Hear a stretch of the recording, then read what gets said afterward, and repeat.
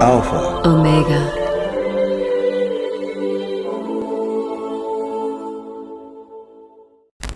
Thank you for joining us on Easter Sunday. Well, we have quite some things to share with you today, don't we, Leslie?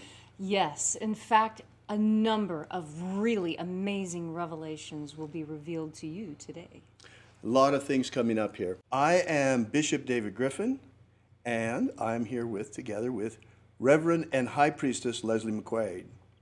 Now, Leslie is both a Reverend and a High Priestess, as she is both an ordained minister, and at the same time, she is also a Wiccan High Priestess. And how that came to be is going to be an interesting story that Leslie will tell you today. As for me, I've been involved in esoteric studies for a very, very long time. And actually, the whole thing began for me when I was a kid. And growing up as a teenager, I began to realize that there must be more to Christianity than what I was experiencing. And it seemed to me that the message that we were getting in the Bible was only part of the story. Because we were hearing the message that Jesus was giving to the masses, but very little about what Jesus was teaching his disciples. Seems a little strange, doesn't it? What we would like to share with you today are a whole bunch of interesting things. Today is a very special day. In fact, it's a historic day. Today is a weird Easter, no?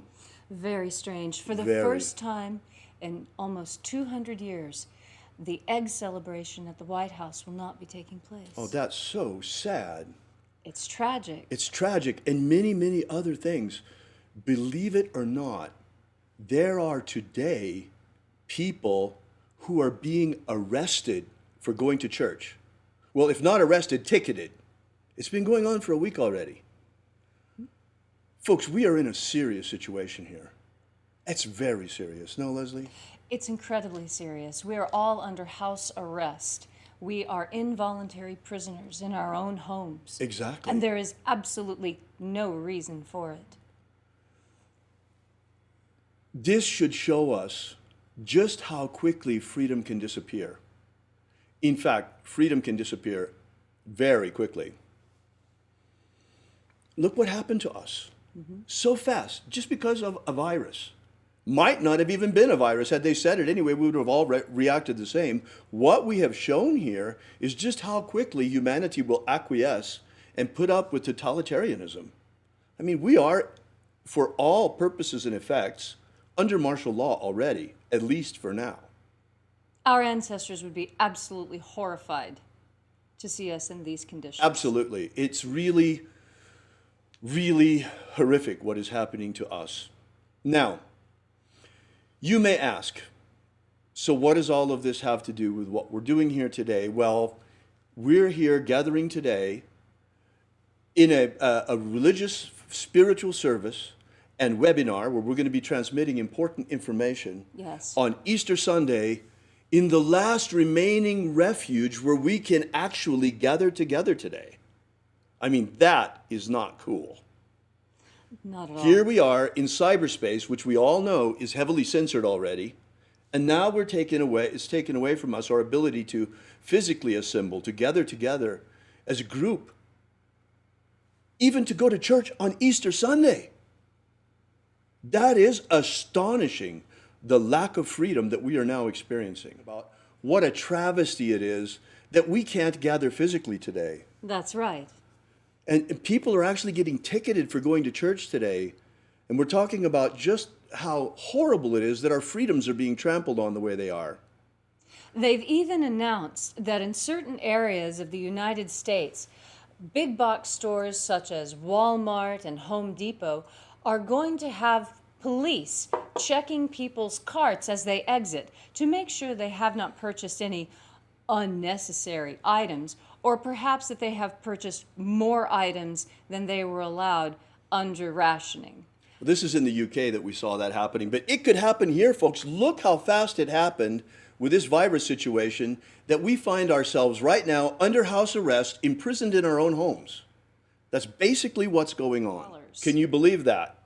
On Easter Sunday, they're giving out tickets. There are towns giving out tickets for people going to church. People who have never even gotten a speeding ticket, 80-year-old little ladies who just go back and forth to the market and to church are getting these massive tickets and being threatened with jail time simply because they choose to go to a parking lot and sit in the isolated environment of their car to listen to the broadcast of their favorite preacher on their own radio.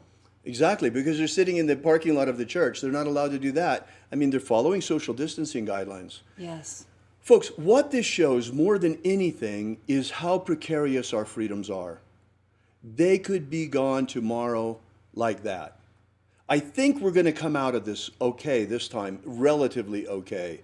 But there are people, folks, that want to establish a totalitarian world government. Make no mistake. Make no mistake. And they would do anything to get to it. And our freedoms are in the way. This, it seems, was just a test run. People wanted to see what was going to happen, what's going on. How pliable we are, how willing we are to go along with the rules. How much we'll put up with it. How many people think it's fun to play disaster movie? Ooh. Look, here's someone, holistic vegan. A man in Manchester here in the UK was delivering food to his sick mother and was set upon by police. It's out of control. It's completely out of control. It's completely out of control. But folks, you know that this fits Christian prophecy perfectly. Now, whether this is the realization of prophecy or they have been scripting their world takeover attempt using Christian prophecy, which comes first, the chicken or the egg? But here we are, Right. where they actually are trying to take over, and they are trampling our freedoms today. And all of us are cowering in our homes afraid of a cold virus. Souped up cold virus is basically what it is. We've never been afraid of the flu. You know, this is just symptomatic. But today we find ourselves in a unique situation. I mean, absolutely unique. This is unparalleled in the history of mankind, the situation that we find ourselves in today. Now, those of you who have been with us for any length of time know that every single morning, Leslie and I are magically working for human freedom worldwide. Now you know why. We have seen this dark tide coming. We've been fighting against it. We've been trying to turn the Titanic around and get it away from the iceberg. Encouraging people to help us Right. lend their energy. Right, to the cause of human freedom. When our freedoms are so precarious, on the edge of a razor blade, and could be gone tomorrow. In fact, according to Christian prophecy, the Great Tribulation is coming. And it looks like it's upon us, folks. I mean, look around. Look around and look at what's happening. They're already experiencing the Great Tribulation in China. People are being Right. burned alive. Right. You know, there were Over this. stories coming out of China of the crematoriums burning people who died of COVID-19 and hearing screams coming out of the crematoriums from people that were still alive. I mean, this is happening in the world today. Today. And just because you're not experiencing it face to face doesn't make it any less real or Right. any less dangerous to you personally. I mean, you saw how fast this virus got around the world, and we all got affected by it. So, here we are, folks, in this weird situation. It's absolutely bizarre.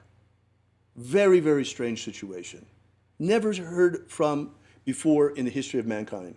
The whole world is basically under house arrest. All of us. In one way or another. Half the world, but I don't want to exaggerate. Right. But pretty much. By one little virus. That was all the change that it took. Now you see how precarious it is. So now, folks, that's the reason why we chose today, Easter Sunday, to explain to you the true meaning of the rapture. The rapture, of course, we're talking about from Christian prophecy. Most Christians that think about the rapture imagine it as an event. Right. Now, how are they imagining that? If you think about it. It was described to me as people would rise up all at once, and there would just be a massive Yeah, all of these uplifting. people coming out of their graves and flying up to meet Jesus in the air. Sounds more like a zombie movie or an episode of Resident Evil if you've got all of these decomposed bodies suddenly flying up into the air. I mean, it's kind of an unrealistic image, folks. And it's all based on a couple of verses and an interpretation, one interpretation of those verses. Mm-hmm. Well, certainly, folks, the rapture is here. It's right here and right now. This is our last chance to get off this rock before the coming tribulation. And have no doubt, it is coming. Bill Gates has already invented digital tattoos to see whether or not you have the COVID-19 or whatever virus. They're coming with it, folks. They're going to try forced inoculations on the entire humanity, and they're going to put subcutaneous digital chips in our bodies that you won't be able to buy or sell without. You won't even be able to leave your home without permission. We're being chipped like wildebeest in the field. Right, we're being chipped like animals. In fact, we're being herded like animals. In fact, they're trying to cull the herd of human beings. In fact, they'd rather kill us all and replace us all with robots, or as many of us as possible. Don't kid yourselves, folks. We're in the battle of our lives. We are. We're in the battle of our lives. And don't think, just because you're Christian, you're going to get raptured out of here and you're not going to have to fight in this battle. That's not the way the rapture works. And don't think that just because you're pagan, that you're removed from all of this and you're in some other little bubble. You're under house arrest today, too. We're all in the same bubble. All of us are in the same boat. Everybody. That's why it's very important that you understand that this is a prison planet. One way or another, we are imprisoned on this planet. We're imprisoned in this physical body, if nothing else. And it has always been through the history of mankind that there has been an elite controlling everyone else. What kind of freedom is in that? The freedom to obey. I don't choose that freedom. America has been a marvelous experiment in freedom, but even this, folks, and in fact, you know, Leslie and I have been doing this human freedom worldwide rituals every single day, but it's looking more and more like all we've been succeeding in doing is rearranging the deck chairs on the Titanic. Yes. So, of course we have to fight. We have to fight for human freedom worldwide, and we fight for it with all our magic and all our hearts. Yes. But at the same time, it is important to understand what the rapture really means. The rapture, folks, is not an event. It is a practice, a spiritual discipline that was left to us by Jesus of Nazareth in order to escape this prison. In fact, Jesus Christ successfully escaped, and he left the escape plans to us. We can get out of Alcatraz. Yes, we can. Now, well, who are the guards then? What's going on here? Who are we imprisoned by? What's happening here? Folks, if you take a look around, you will understand that this planet is invaded by demons. Entities from another dimension, from a lower dimension, that hate us. Desperately loathe us. They want us to be gone. And unfortunately, there are human beings and black magicians that are in league with them. Who, for some reason, appear to hate their fellow humanity. Well, they would rather have personal power and lord it over us. That is not going to work the way they think it is. Right. Not at all. Not at all. Not at all. So therefore, it's very important. If I had told you this any other Easter Sunday, you would say, ah, he's nuts. And there are people for sure that are watching this right now that are saying, ah, he's nuts. But you will see. With time, you will see. Yes. What matters is that it was never intended that we human beings should come back incarnation after lifetime back to this planet. That was never the idea. This is a garden of souls, folks. The earth is a garden of souls.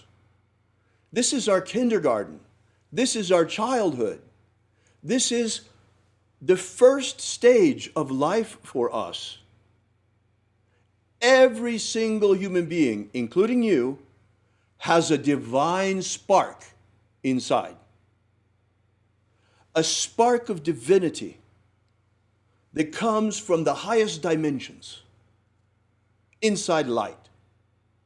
There's a luminous spark inside each and every one of us that has the potential to blossom into a mature soul, a mature energetic body, into which we can project our consciousness at the moment of death, becoming consciously immortal and transcending to the higher planes.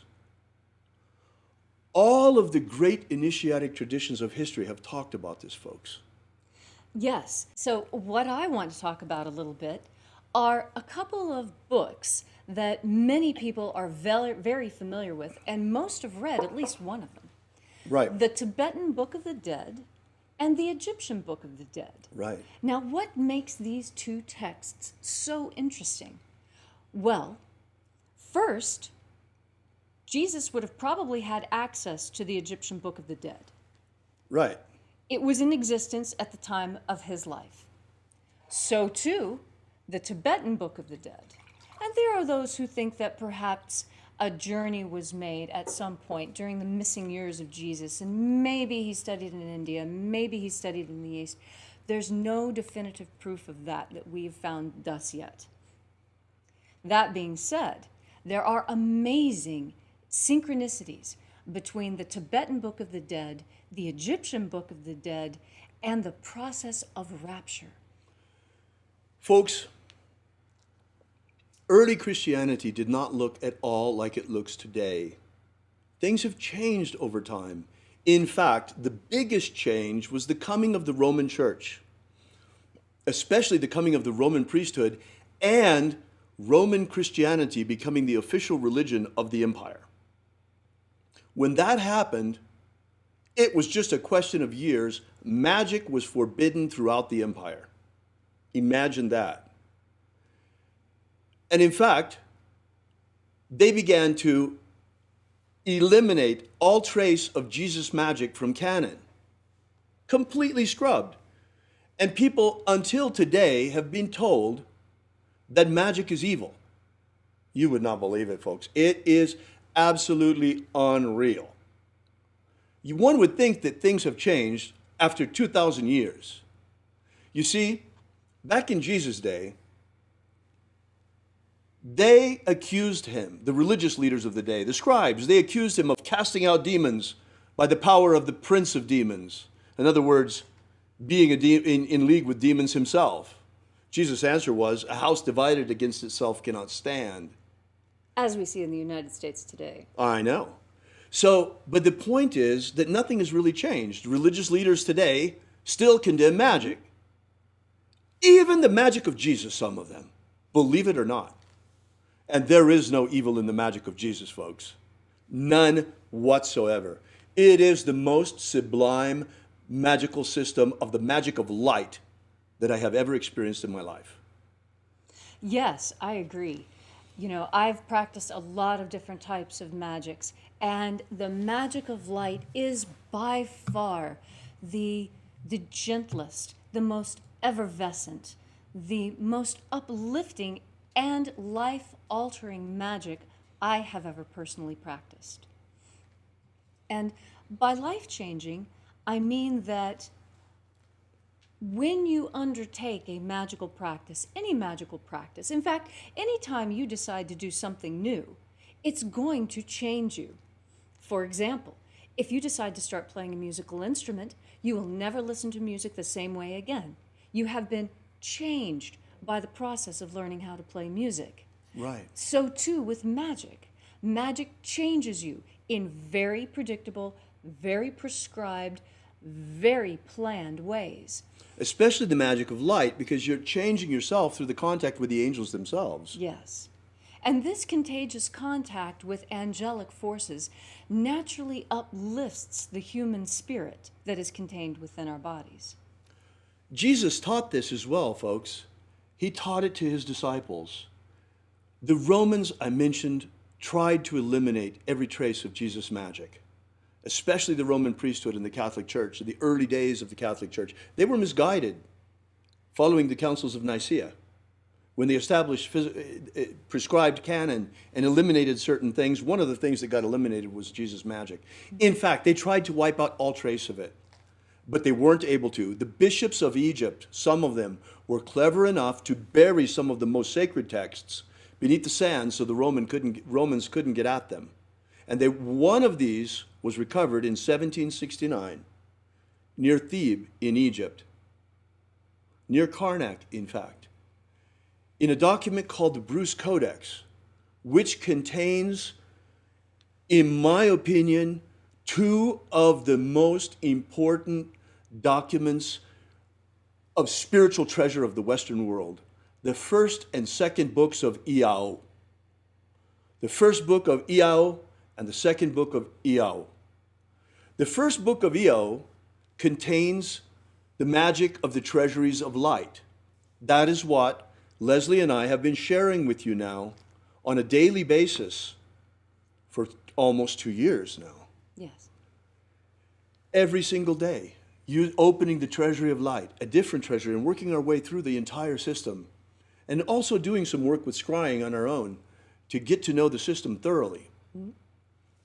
But the second book of Iao is even more interesting than the first. And this is why Leslie brought up the Tibetan Book of the Dead and the Egyptian Book of the Dead. Yes. Because, folks, I hate to be the bearer of bad news, but the earth is invaded by demons and we are riddled with them. Human beings also. It's like waking up and seeing what's going on this planet is like discovering you have termites in your house. You have to get rid of them. And this is the purpose of baptism. Mm-hmm. John the Baptist said, I baptize you with water, but he who comes after me, he will baptize you with fire and the Holy Spirit. Well, he was referring to Jesus' baptisms that are contained in the second book of Iao. The baptism of the waters of life, the baptism of fire, and the baptism of the Holy Spirit. 3 baptisms that Jesus gave to his disciples. These are 3 initiatic rituals that have an exorcistic function. And they're followed by a ritual specifically to break the power of demons over you forever. This is the whole point of Jesus' magic. This is what it's all about. It's about liberating ourselves from the demonic forces that have us today imprisoned in our own homes. And it's possible. So this is what the magic of Jesus is all about. And it's followed by the mystery of the forgiveness of sins. And then the most important piece of the whole thing, the magic of jailbreak. The magic of rapture, the magic of rising on the plains and getting past each of the guardians as we rise. It is the magic of resurrection into the kingdom of light. Yes. Never before have these things been stated so clearly as they are today. Mm-hmm. Mark this day, April 20th, 2020, for this is the day that the beginning of the rapture has been proclaimed, as we are proclaiming it right now. Because the rapture is not an event. The rapture is a magic. It is the magic of ascension, the magic of resurrection, the magic of liberation from this body of flesh. No longer do you need to come back and reincarnate in another meat body. But at the end of this lifetime, we can transcend directly into the kingdom of light using the magic of Jesus. The rapture magic of Jesus. Now, I want to say a few words to the pagans who may be I'll out there. bet. Because, well, for one thing, you need to know how I came to hold the opinion that I have. Because I have, and anyone who has known me has known that I have been very adamant in my criticism of Christianity. And there are many points that Christianity deserves to be criticized for. Yes, the Inquisition was hideous, and they should be criticized for that. However, I counter. Have they not changed their ways? Is there no better sign that the magic of Jesus can move on people's hearts and change them than the fact that Christians no longer seek to burn witches? Now, another thing that perhaps may surprise you is that I am absolutely now comfortable with Christians and Christian magic. This was not always the case for me because I had some baggage, which a lot of pagans do have baggage from this. Something that is very, very difficult for pagans is to understand that if you're really going to be a polytheist, it does include Jesus and Yahweh and God and those Christian concepts. If you're going to be a real polytheist, then that means many gods. That means accepting this on an equal basis. That's not as difficult as it might sound. Now, if it is difficult, I'll tell you why it was difficult for me. I was under a mild form of demonic possession. It had to have been the case because every time I heard the name Jesus, I could feel the hackles on my neck going up, like, wah, wah. For a polytheist, that's not a very normal reaction. Not at all. And not so, if you're walking your talk. Right. So I had to step back and take a look at that. Now, why is that? Why is it that I feel such an upwelling of emotion at the mere mention of the name? Well, who else feels such an emotional upwelling and reaction when the name of Jesus is said? Have you ever seen The Exorcist? Right. Jesus was the greatest exorcist who ever lived, folks. He's the greatest magician who ever lived as well. And even the mention of his name has an exorcistic function. Imagine the power of his magic. And this is what I'm encouraging you to do. As a pagan, just very gently with yourself. If you happen to have trouble with Jesus and Bibles and Christian crosses and other things of this nature, I encourage you, just go into any mirror and look into your own eyes and say, why does the name Jesus bother me so much? And then listen and see what you hear. You will be astonished at the that's going to come flooding out of you. And when this happened to me, I was nonplussed by the whole thing. I thought, well, what is this? I've never considered myself to have a demonic possession. This is ridiculous. I'm a perfectly nice person. I get a little wild if I've had a drink or two, but doesn't everyone? And then I realized it didn't necessarily have to be something that I was conscious of. That in a world filled with demons, filled with demonic possession, where even the images of the television are demonic and torturous and painful, this could have come simply from contagion. Just like contact with the angels raises you up, contact with demons drags you down. Right. And I realized that just living in this world was enough to get the stink of demonic energy on me such that it needed to be cleaned off. And this is the purpose of baptism.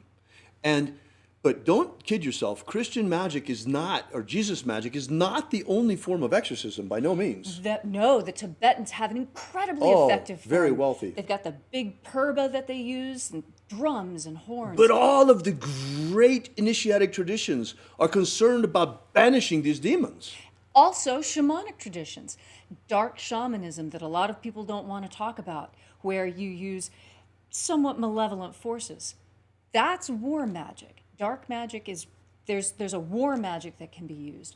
But even shamans use depossession to pull out the negative entities. And how many ancient cultures believe that all illness, all human suffering, all sickness, all pain come from demonic infestation? In fact, that can be argued even today. Yes. In Now, fact, we could say that we are right now, all of us, imprisoned in our home by demons. at least those who are possessed by demons. If it's viral demons or whatever you want to call them. Sure. Yes. You know? How many angels can fit on the head of a pin? How many demons can fit inside of a virus? It's an equivalent question. Right. So the question is, how do we get rid of them? And let's get rid of them. And that's what we're doing. We've been saying, cast out the demons every single morning. And there's more that can be done, and more and more and more. In fact, we're doing what we can already. Look, now you understand why it was so important that we put out the free ebook that we did. Was Jesus secretly a magician? The 3 lost baptisms of Christ. By the way, you can get that at our website. Let me put that up there for you. alphaomega.church. If you go there to alphaomega.church, you can download this ebook for free, and it's amazing. It will give you some history of Jesus as a magician, and the most important thing is that you can download in that ebook. We have published all 3 of the secret baptisms of Jesus that he used to baptize his disciples. The baptism of the waters of life, of fire, and the Holy Spirit. They're all there, folks. I suggest that you use them. You can self-baptize with them. All the instructions are there. They're all there. It's all there. You have to adapt things a little bit, but it doesn't matter. What matters is that you do it with the intention of purifying yourself, of cleansing yourself, of eliminating these entities from you. It will work. Remember, symbols are what they represent. Right. So as you are doing these baptisms on yourself, remember the symbols. That is what's going to help the most as you cleanse yourself of these negative entities. Right. It's important that you know to do this yourself and you practice it and you see for yourself so that to empower you as you. But still, it is important that the baptisms actually be conferred, and all will come in its due time. We had planned to begin the baptisms this year on the 24th of June, on St. John's Day.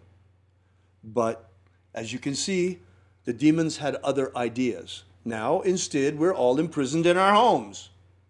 But I promise you this, the day will come when we are free to communicate baptism on the 24th of June, on St. John's Day. And we will begin to communicate the baptisms to those who would like to have them.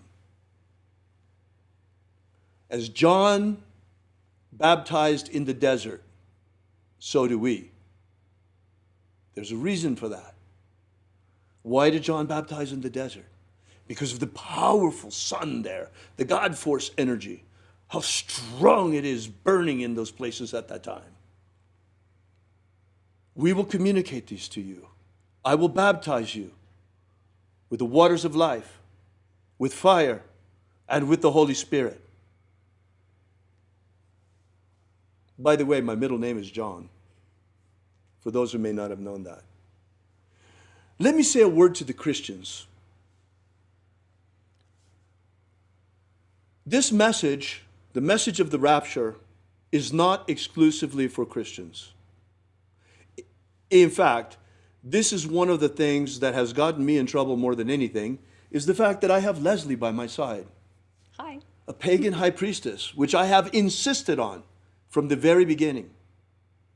We have been berated by certain religious leaders, folks, for that. I've been accused of many things, but mostly they don't like the fact that Leslie is here. Too bad. The message of the rapture, the magic of Jesus, is for all who want to practice it, not just one sect or another. This is a magic of liberation, folks. It is the patronage of all humanity, of all human beings. The magic of freedom, the magic of ascent, the magic of resurrection unto eternal life in the kingdom of light.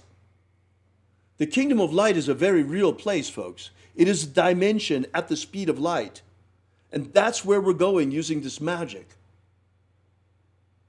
But the bad news is, this is our last chance, folks. Like I said, we've been trying to turn the ship around, avoid the iceberg, turn the Titanic around. So far, we've only been able to rearrange the deck chairs.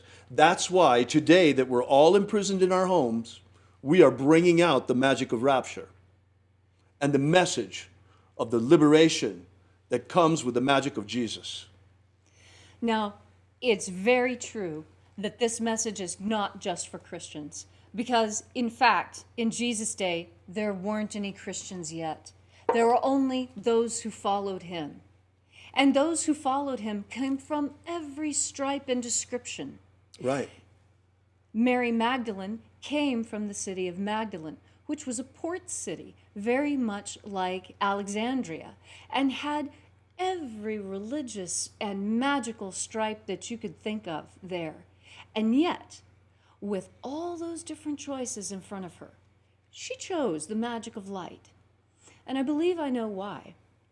You see, when we're talking about the rapture, that's a thing that we get to experience.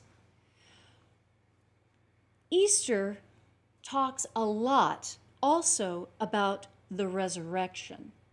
And this, I think, is very important because I want you to understand my understanding of what the resurrection is through my particular lens. I've studied a lot of different cultures and a lot of different magical systems in my past. And the resurrection fascinates me. And one day in meditation, I received an answer to my question. What is so important about the resurrection? I mean, it just seems like a strange story to me. For pagans, the most important idea, the thing that you really need to understand, is that it wasn't the cross, it wasn't the torture, it wasn't the moving of the rock after 3 days. It was the fact that he could leave his body at will and return, even when the body was, for all intents and purposes, physically dead. No discernible heartbeat, no discernible breath, no blinking, stick a needle in his eye, he doesn't flinch. Okay, must be dead, take him down, put him away before he stinks, right?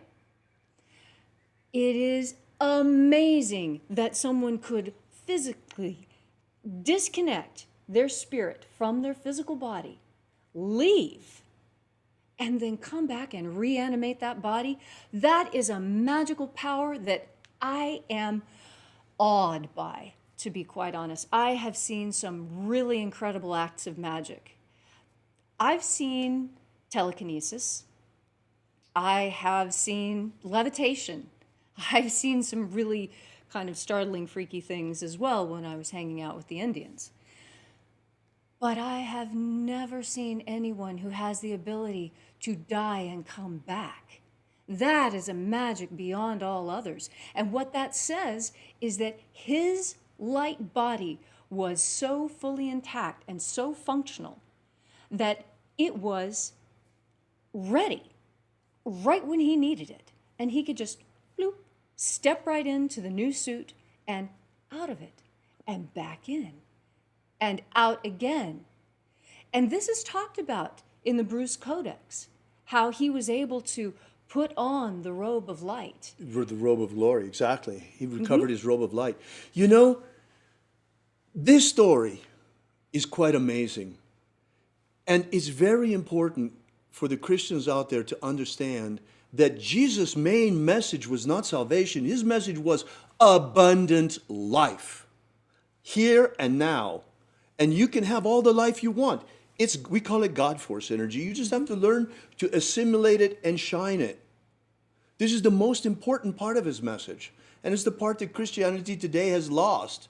Because the pastors of today, by and large, are but the blind leading the blind, as was the case in Jesus' day.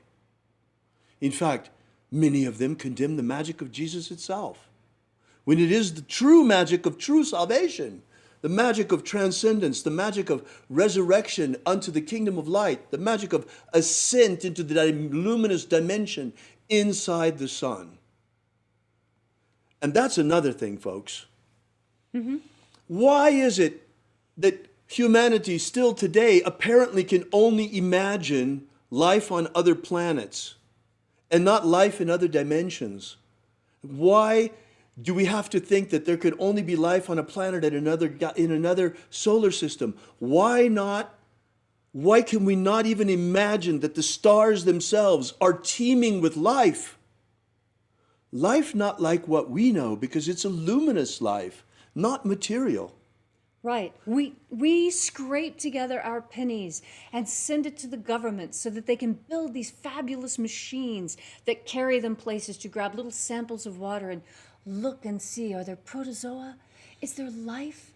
And all you need to do is open yourself up to the possibilities of life inside of stars, life inside of dimensions, multiple layers of life living on life in an amazing interconnected four-dimensional web, 5 dimensions. In fact, mathematicians have already proved that we live in a universe that is constructed on a structure of 11 dimensions. Wow.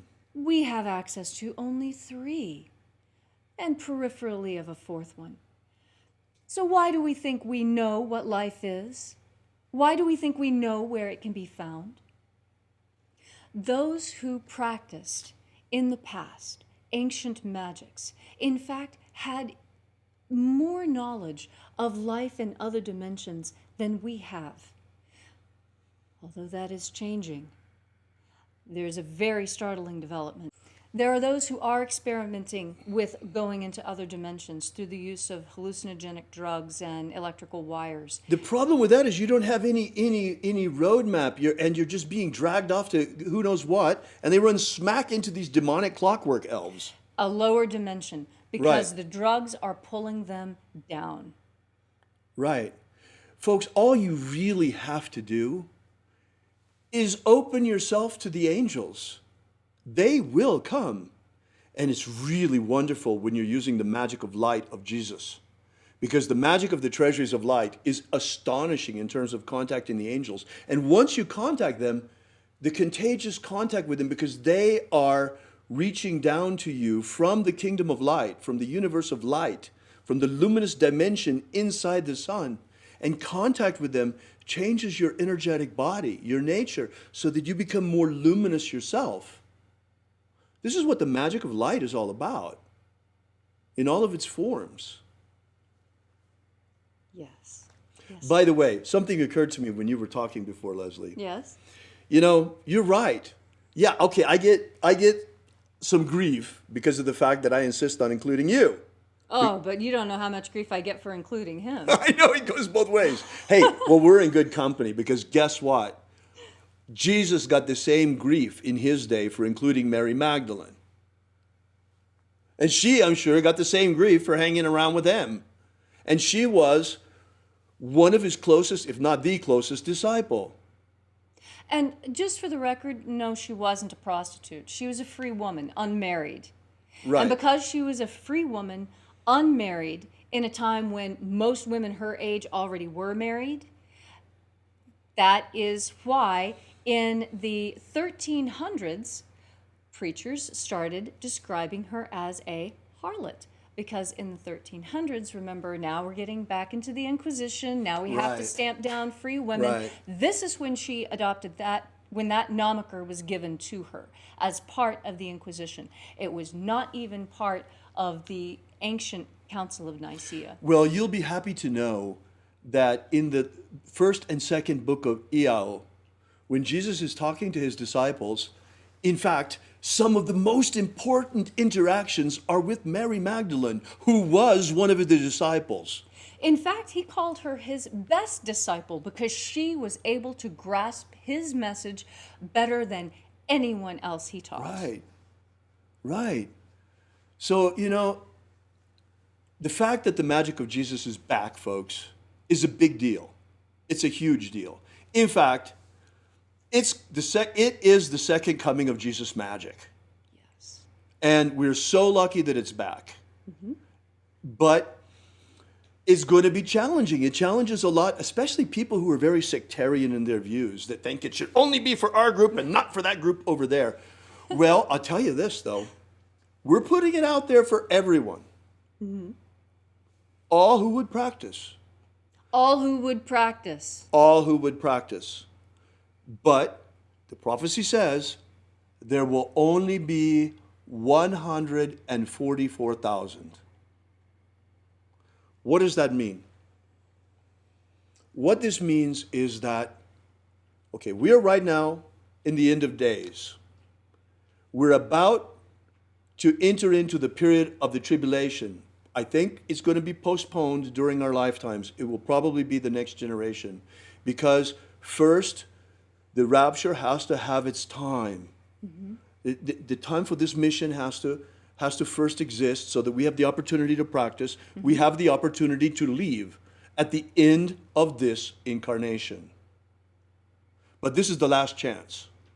At the end of this incarnation, for those of you who decide, instead of to transcend and become the luminous being you are destined to become, if you decide to keep coming back, things are going to get worse, folks. It's a lot worse. It's not going to be... It's going to make the lifestyle of Upper Paleolithic mammoth hunters look like a picnic, okay? Just so you know, it's really going to be incredibly uncomfortable. Well, they certainly don't want us to have a lot of freedom. And maybe we can push this off for a while so that we have enough freedom in order to practice and to spread this message, and that you have the opportunity to practice, and that you also have the opportunity at the end of this lifetime. And that's very important. We are not advocates of suicide. No. We are advocates of proper preparation for death. And that's what is important. That's why I mentioned the Egyptian Book of the Dead and the Tibetan Book of the Dead, because these are training manuals for the process of death. Right. And we also have this in Christianity in the first and second books of Iao. In fact, the book of the practice of transcendence of rapture is in the second book of Iao. And it's much simpler in the texts that Jesus left than it Very is in the, oh my straightforward. goodness. The Egyptian Book of the Dead, oh my goodness. And the Tibetan Book of the Dead is even more complicated when it comes to figuring out what you have to remember, what you have to do. The Egyptians were pretty clear. You know, when you get to the other side, don't walk on the ceiling, don't eat feces, don't drink urine, you know, don't walk through people. You know, there's certain rules of protocol listed in the Egyptian Book of the Dead of how you're supposed to act as you're making the transition from the meat suit to the light suit. And it's very important when making that transition, according to the Egyptian Book of the Dead and the Tibetan Book of the Dead and to the Book of Iao, it's very important to remember that in this transitional state, you are being judged. You are being judged. You are being checked. Let's see. It's just like in the military. Are you the right height? The demonic forces that have us trapped on this planet don't want to let us go. Right. They have humanity right where they want us, enslaved. Varying degrees, but think about it. Okay, so we've gone from being direct slaves to being sharecroppers, in a certain sense. Right. Many of us have gone from being direct slaves to being indentured servants, but these are all forms of slavery. any form of debt that you currently have is a type of slavery because you are indebted. Right. Indebtedness means that you do not fully own yourself. I know this is difficult to understand, and I really wish that somebody had explained it to me sooner. I want to make this point Yeah. that we've been making this whole time in a different way, and I Okay. need your help to do it. If you wait for me just one moment. No, here, of okay? course.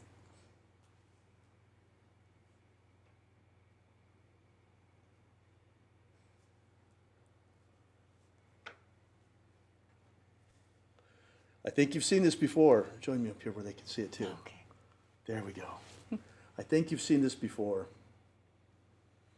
Every morning for the last more than 2 years, we've been out there with a staff like this one, if not this staff, saying, set my people free. Yes. Set our people free. Set our people free.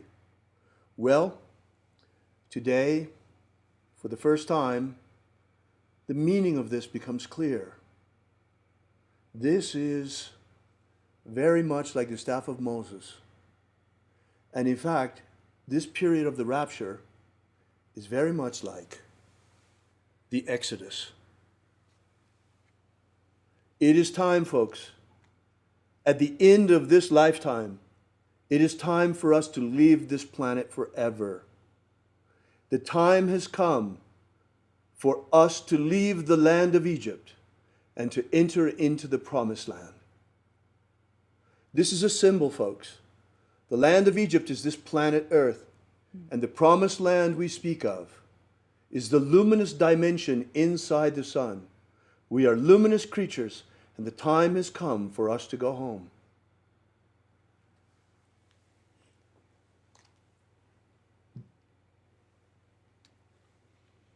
So we urge you, begin with the practice of the magic of Jesus. Join us in the mornings, daily, or on the restreams of our rituals.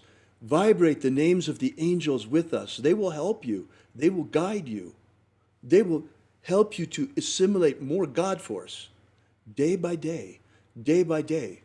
Practice the baptisms. Yes. Practice the baptisms. Baptize yourself. Purify yourself with the intention of raising your consciousness and purging yourself of negativity and demonic entities and influence. And really do try it. Go to the mirror. Ask yourself if you have trouble saying the name of Jesus with a smile on your face. Find out why.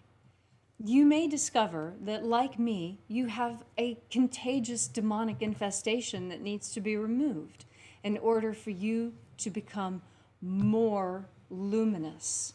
Right, exactly. And that's the point. I haven't done this because I want to be a Christian. Now, if you really have a huge problem with Jesus, use another kind of magic. I mean, use another kind of magic if you have to, shamanic magic or whatever it is. Yes. But depossess yourself. Yes. This is very important. It's not that difficult to do. In some cases it might be. You might need some help from someone. There's plenty of people out there who are willing to help with this. Right, You can lay hands on yourself. right. You can self-exercise so that no one needs to know what's going on. It's just you, yourself, your eyes, your mirror, your sovereign will, and your full intention to be the most light, most luminous creature you possibly can. And to the magicians out there, remember this. Symbols are what they represent. What is happening also today is that the magic of exorcism is becoming more important than ever before. Let me give you an example. I believe, well, it's very possible. Right now it's impossible to know because they won't test you unless you have such severe symptoms that you almost need to be hospitalized. But I believe that I caught COVID-19. Leslie was here, she saw it. Mm-hmm. But the thing is that even when I catch a flu, it's always so mild that, it's because I have such a strong solar body. And when I caught this, immediately I took it much more seriously than anything else. Mm-hmm. Leslie remembers, I stopped everything else I was doing for 2 days. Increased my supplements up to 100 milligrams of zinc every day, 4 times a day, 1,500 milligrams of time-released vitamin C, increased my dosage of vitamin D3, vitamin A, all of the things that I could think of to strengthen my immune system that I had here on hand. And at the same time, I used magic of my own concoction, combined with a very ancient magical tradition, which, and simple scientific fact, that the Indians used, the Native Americans, with their sweat lodge. So what I did is from the very moment that I could feel something coming, you can tell, a little bit feverish, a little bit extra mucus, little tingle in the nose, I upped the supplements, and I began to dedicate my time to taking one sweat bath after another, to sweat out as much as the virus as I possibly could, and ritualizing that bath, sweating out demons, banishing all demonic influences from me through my sweat as I was sweating out virus. And guess what? Within 24 hours, I was healed. And within 48 hours, there was no trace of it left. I continued the baths for an extra day. I believe that I have vanquished the demons of this virus from myself with only 2 days' effort. This I explained to you as a way of showing you how you can use spell work also to achieve the same exorcistic function, because I know since there are a lot of pagans joining us, there are some certainly out there who have a problem with Jesus still. So you might feel comfortable using spells like this in the meantime until you come around and see that there's no evil in the magic of Jesus even for pagans. Truly, symbols are what they represent. And when you look at these symbols, what you're looking at is what you think they mean, not what the people wearing them think they mean. You know, and this is why the magic of Jesus can be practiced by all. It is a set of spiritual practices, not a creed. All that you have to really believe is that it is possible at the end of this lifetime to ascend into the kingdom of light. And that you have to aspire to fulfill your destiny as a human being to become one of these luminous creatures that we are destined to become. Yoga is a practice and can be separated from the Hindu milieu in which it occurred, so that you just get the physical benefits.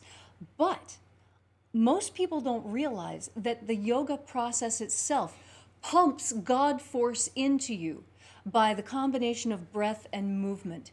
That is the practice to bring more God force into yourself from that culture and time. We as Westerners now finally have our own system where we can build our energetic bodies, and it is through the magic of light. We don't need to twist ourselves into pretzels or recite 1,000 mantras or pierce our tongues in order to receive this energy, this insight, this knowledge. The magic of Jesus is the most powerful magic system that I have ever experienced, bar none. And I have experienced a lot. And so have you, Leslie. Yes. So, well, folks, that's really what we wanted to tell you today. This has really been a pleasure to be with you here on Easter Sunday. And the magic of light is the magic of life itself. And that's why pagans should be on board 110%. The pagans that I know are tree-hugging dirt worshippers. We love the earth so much. Look, and the Christians that I know are great people too. Look, folks, don't let your pastor tell you that magic is evil, especially the magic of Jesus, because you will simply be rejecting your spiritual inheritance. And pagans, oh my goodness! Do you know how thrilled I was when I found out that there was a Christian tradition that came down to me from my ancestors that contained magic? I was, upon the departure of my grandmother, I received 2 very important books, 2 books that have absolutely changed my life. One was Bernard McQuade's Preacher's Handbook. Oh, wow. My great-grandfather on my father's side was an Episcopalian minister. He lived in Monroe County, right near the border of Monroe County and Greenbrier County, on a creek, in a white 2-story house with 6 bedrooms, all of them full of kids and hound dogs. And the other book that was left was the one from my grandmother.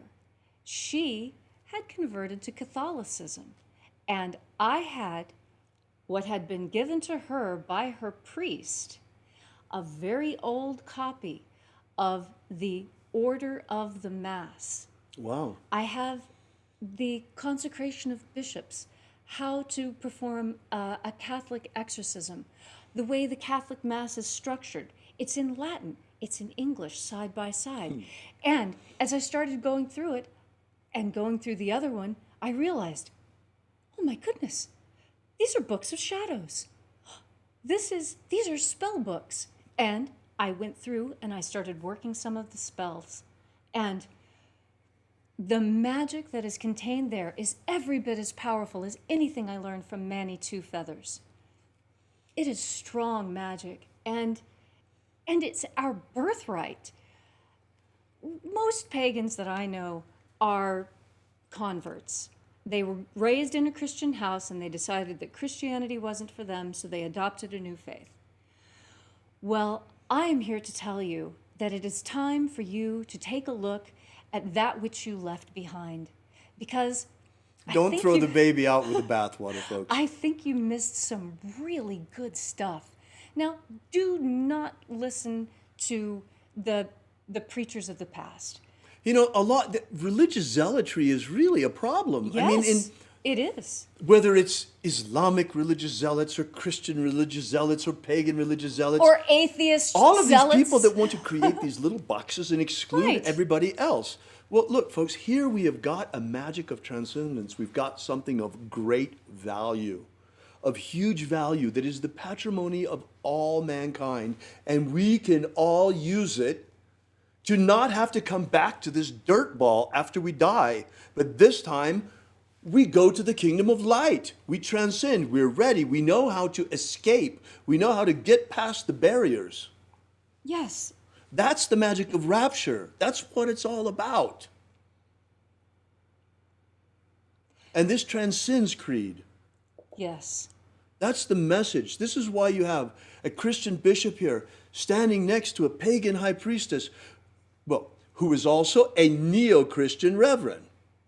By the way, this is very important because, you know, Christianity has come to understand itself in a very particular way that is not completely harmonious with the magic of Jesus. And in fact, there are whole schools or aspects of Christianity that will certainly reject the magic of Jesus. But I've been a practicing neo-pagan for 30 years. I've practiced neo-shamanism. And when I looked at this system, Right, I couldn't see it as the Christianity that I remembered from my childhood. right. I could see vestiges of it. This is why we call it neo-Christianity. This is neo-Christian magic, folks. The magic of Jesus is neo-Christian. It's available to all. And I am perfectly comfortable with calling myself a neo-Christian, because what it means is that I have found the message of Jesus, the master magician, in a new way. Indeed. Indeed you have, Leslie. And both of us are really astonished by its power and its beauty and its glory, and we're so honored to be able to share these things with you and to play a role for humanity in bringing these things out. You know, neither one of us have any children left. Leslie chose not to have children, and then I lost my only son. Well, he was our son by that point. And after that, both of us, we don't really have any skin in the game here, folks. But still, nonetheless, we're out there every morning. Human freedom worldwide. Human freedom is trying to stop the Titanic from hitting that iceberg. Well, now we see that it's time not just to keep trying that, which we will every day. We're not changing that. Oh, yes, we're going to keep But at it's it. also time to man the lifeboats. Yes. And here they are, folks. Here's the magic of Jesus. Here are the lifeboats. We got to get out of here. At the end of this incarnation, this is the last chance. This is it. Prophecy says there will be 144,000 ripe souls ready to ascend, ready to resurrect. The 144,000 elect. Folks, are you one of them? That's your choice. Yes. If you want to be one of them, then practice the magic of Jesus and we will leave together. Remember? We will make this journey together. This journey to the promised land, to the kingdom of light. We will ascend and we shall be victorious. But we choose in Neo-Christianity for our organization, we choose not the symbol of the cross to represent us, because the symbol of the cross is a symbol of death. And we don't worship a dying Savior. Rather, we practice his living magic. And therefore, we choose the symbol that Jesus chose himself. For he said, I am the Alpha and the Omega. Yes. Thank you so much for coming out. May God bless one and all this Easter Sunday. May God bless you. May we be delivered from this imprisonment very quickly in our homes. It is time to cast these demons out, reopen our economies. Before we go, I ask that you join us for a moment in prayer. Oh Lord, help us on this path. Help us to transcend at the end of this lifetime. Help us to bring out this magic, that it may become a shining beacon of light for all to see. Thank you so much for coming out. We ask these things and thank him in the name of Jesus of Nazareth. Amen. So mote it be. Thanks for joining us, folks. Welcome to join us on the Exodus, because the hour of the rapture is at hand.